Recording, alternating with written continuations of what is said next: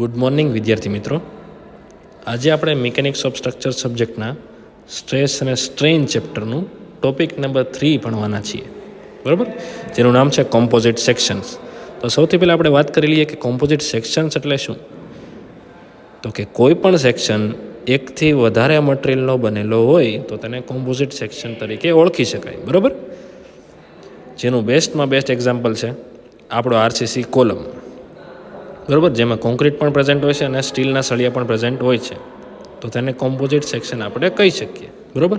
એટલે કોલમ એક એવી વસ્તુ છે જેમાં કોન્ક્રીટ એવું હોય છે, સ્ટીલના સળિયા પણ હોય છે, તો તેને કોમ્પોઝિટ સેક્શન તરીકે આપણે ઓળખી શકીએ, બરાબર. સ્ટ્રેસ અને સ્ટ્રેન ચેપ્ટરની અંદર આપણો ટોપિક નંબર 3 છે, બરાબર. તો દર વખતની ટેવ મુજબ આજે પણ આપણે સ્ટેપ્સથી શરૂ કરશું. આઈ હોપ કે તમને બધાને વિડીયોમાં સમજ પડતી છે અને દરેક વિડીયોની અંદર આપણે સ્ટેપ્સના કેલ્ક્યુલેશન મૂકેલા છે. તો સૌથી પહેલાં આપણે સ્ટેપ્સ બધા જોઈ લેવાના છે, ત્યારબાદ જ આપણે કેલ્ક્યુલેશન તરફ આગળ વધવાનું છે, બરાબર. ચાલો સ્ટેપ નંબર 1થી શરૂઆત કરીએ આપણે.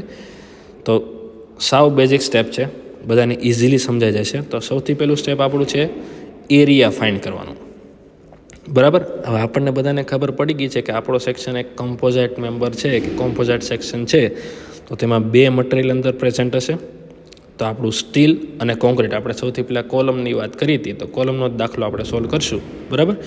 તો એની અંદર સ્ટીલના સળિયા પણ હશે અને કોન્ક્રીટનો ભાગ પણ હશે, તો બંનેનો આપણે સેપરેટ એરિયા ફાઇન્ડ કરવો પડશે, બરાબર. ઓકે, ચાલો નેક્સ્ટ સ્ટેપ છે આપણું સ્ટ્રેસ અને મોડ્યુલર રેશિયોનું રિલેશન. સૌથી મોસ્ટ ઇમ્પોર્ટન્ટ સ્ટેપ છે, આ બધાને યાદ રાખવાનું છે. મોડ્યુલર રેશિયો એટલે શું થાય એ સૌથી પહેલાં તમને કહી દઉં. કોઈ પણ કોમ્પોઝાઇટ સેક્શનનો તમે સમ સોલ્વ કરવાની શરૂઆત કરશો કે એક્ઝામમાં તમે રકમ જોશો, તો એની અંદર તમને મટીરિયલ વાઇઝ મોડ્યુલસ ઓફ ઇલાસ્ટિસિટીની વેલ્યુ આપેલી હશે. મોડ્યુલસ ઓફ ઇલાસ્ટિસિટી એટલે બધાને ખબર છે કે કેપિટલ E, બરાબર. તો આપણે કોલમનો સમ સોલ્વ કરવાના છીએ, તો એની અંદર શું હશે, સ્ટીલની મોડ્યુલસ ઓફ ઇલાસ્ટિસિટી હશે અને કોન્ક્રીટમાં પ્રેઝન્ટ હશે, બરાબર. તો બંનેનો તમે ગુણોત્તર કરશો તો એને મોડ્યુલર રેશિયો તરીકે ઓળખવામાં આવે છે, બરાબર. આ એક નવી વસ્તુ છે આપણા માટે, પણ આપણે બધા યાદ રાખવાની છે. રેડી. ઘણા સમય એવા હશે કે જેમાં તમને ડાયરેક્ટ મોડ્યુલર રેશિયોની જ વેલ્યુ આપી દીધેલી હશે. એવા કેસમાં શું થાય, તે આપણે મોડ્યુલસ ઓફ ઇલાસ્ટિસિટીની જરૂર પડશે નહીં.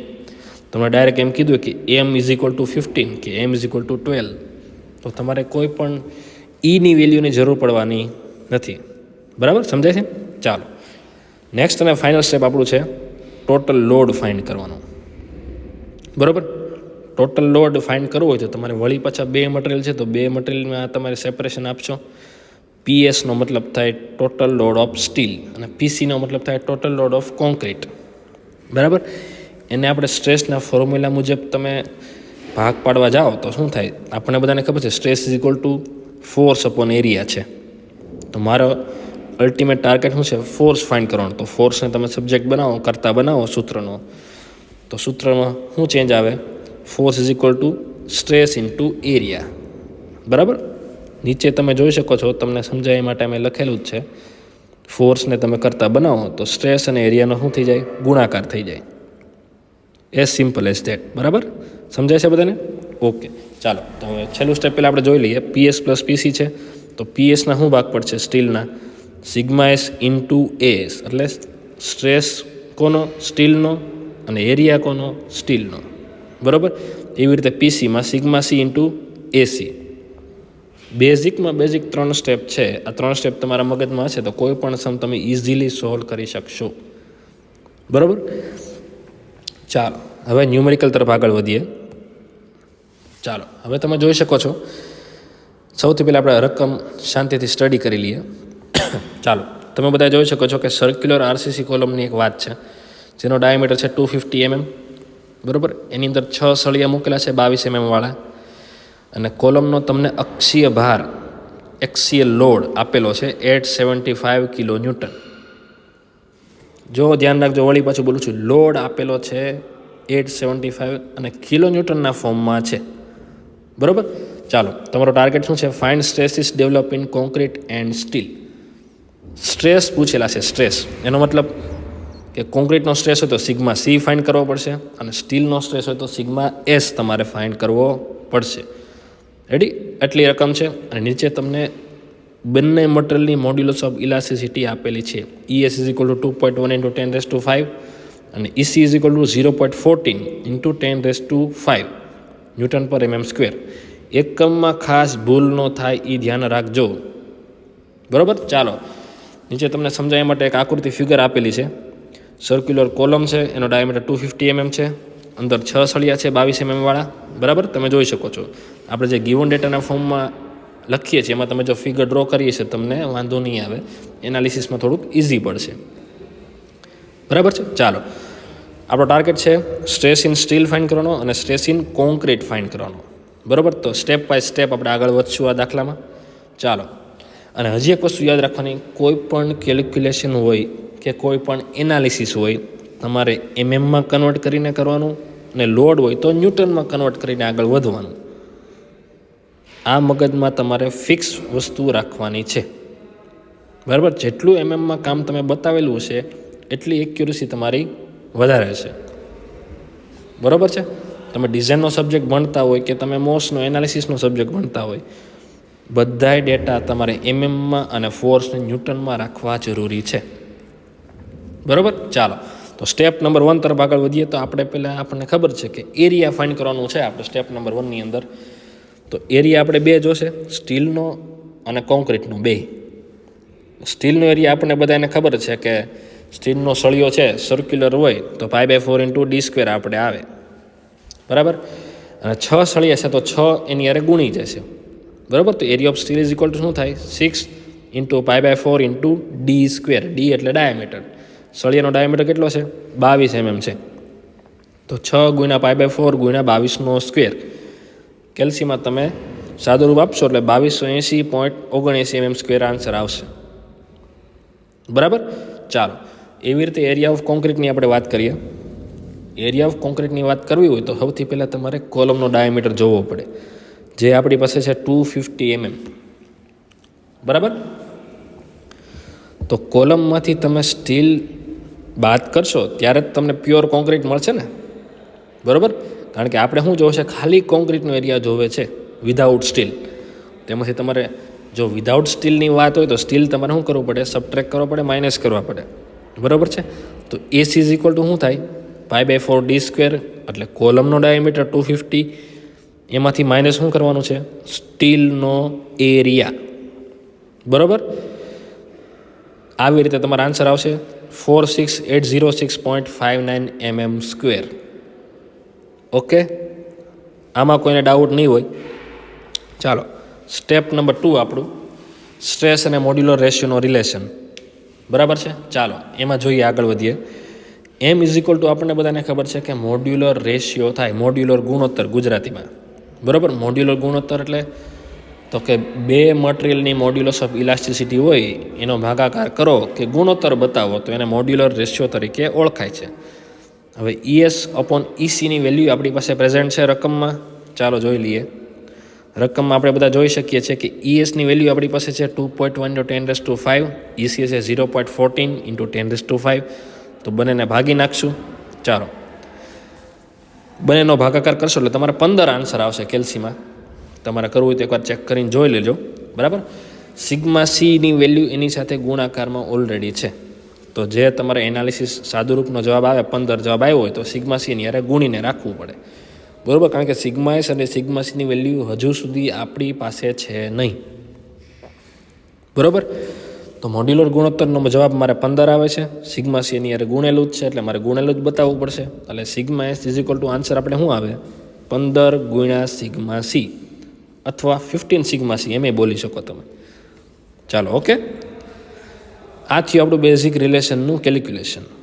ઘણા સમયમાં એવું છે કે તમને σc-ની વેલ્યુ બાય ડિફોલ્ટ ગીવન હોય.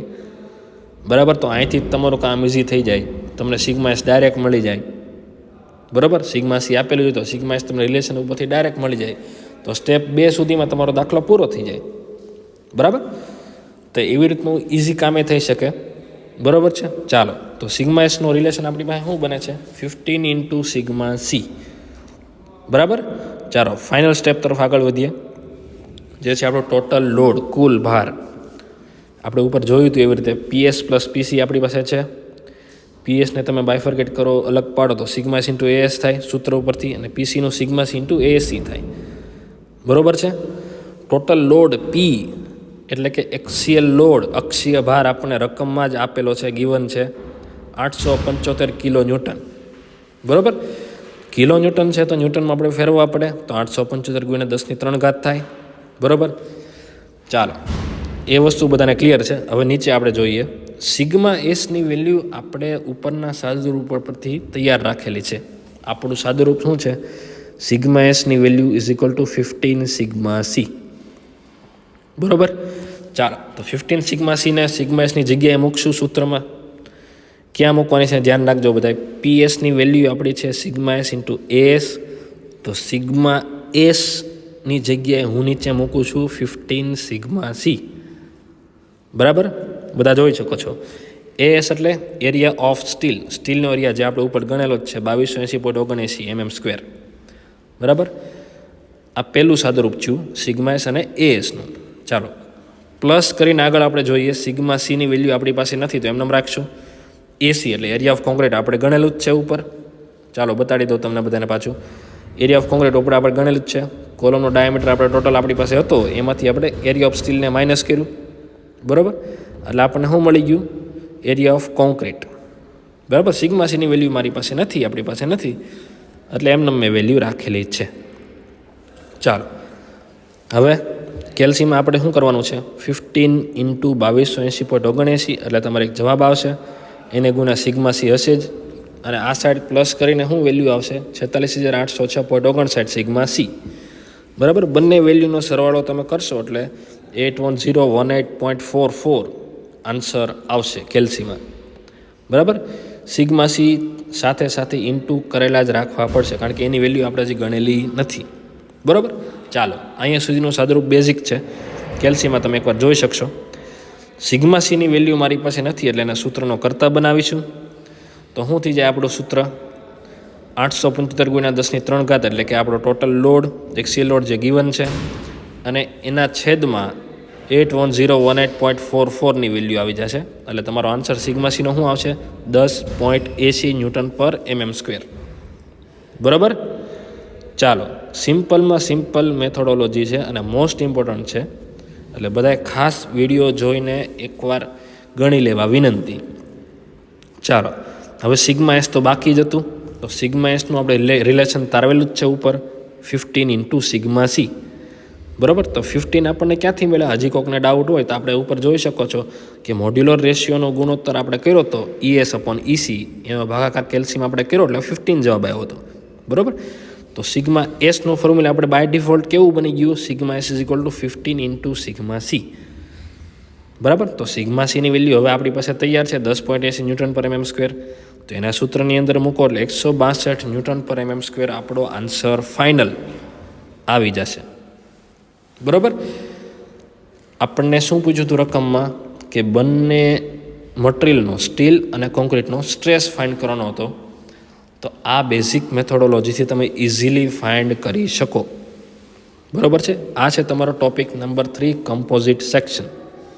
કમ્પોઝિટ સેક્શનની અંદર હજી કોઈ પણને હજી ડાઉટ હોય તો પર્સનલી મને ફોન કરજો અથવા રૂબરૂ મળી જાજો. રેડી? Thank you.